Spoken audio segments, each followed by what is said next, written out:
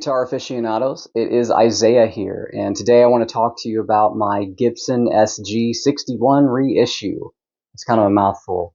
So, this guitar was made in 1989. It is actually older than me. It will be 36 years old this year because it's 2025, and that is so hard to believe. And this is the guitar that, as the title of the video says, I've bonded with the most.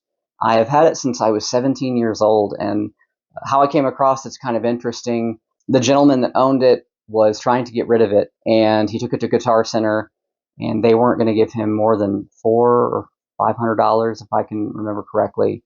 And my father, who didn't really know much about guitars, but he knew I played, he trusted me, and he asked me, Isaiah, what do you think this guitar would be worth if it was fixed up? Because it was in very rough condition. The pickups, there was a lot of rust on the screws.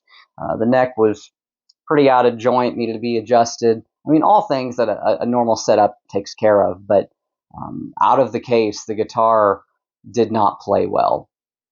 And he asked me what did I think it would be worth when it was fixed up, and I said, well, it's a Gibson SG, and so I said maybe $1,000 to $1,200 if it was fixed up nice. And you know, I haven't really checked the guitar markets, but I would imagine my father made a fairly good investment because he paid $600 for this in 2010. I had it cleaned up, and I learned how to adjust guitars as time went on.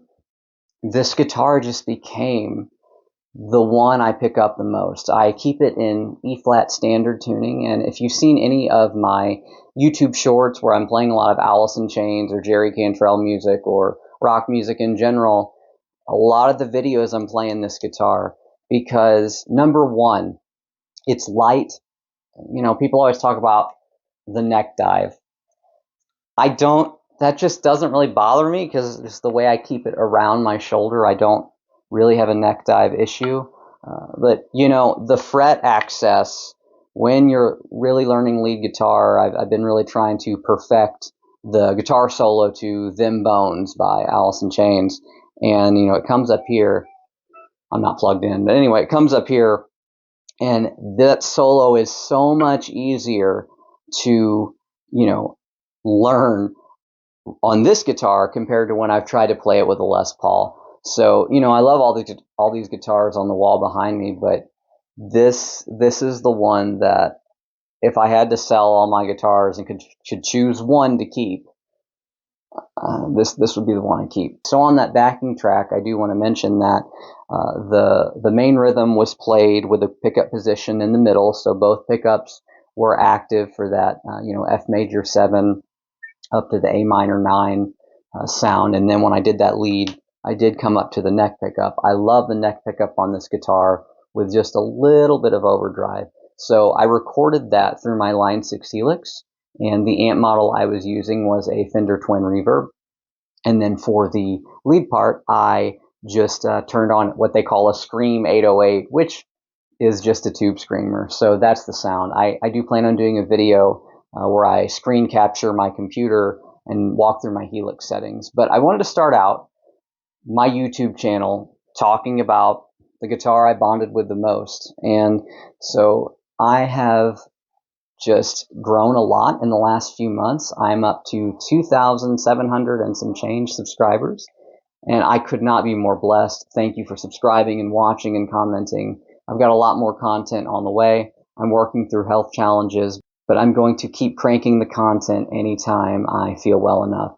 So I wanted to start out with this Gibson SG. If you'd like to hear something on it, you know, send me a comment. I'm going to be talking more about music theory and how I write certain genres of music, since I just released an EP on Spotify. And I'm going to be talking about drop tunings, you know, drop C sharp, flat fives, and some of the aggressive sounds you hear in a lot of the music I play. But what's the theory behind that? How can we get to that? How can we frame that to write music? And believe it or not, there's answers to all those questions. And music theory is a very huge topic for me. You know, a couple more things about this SG.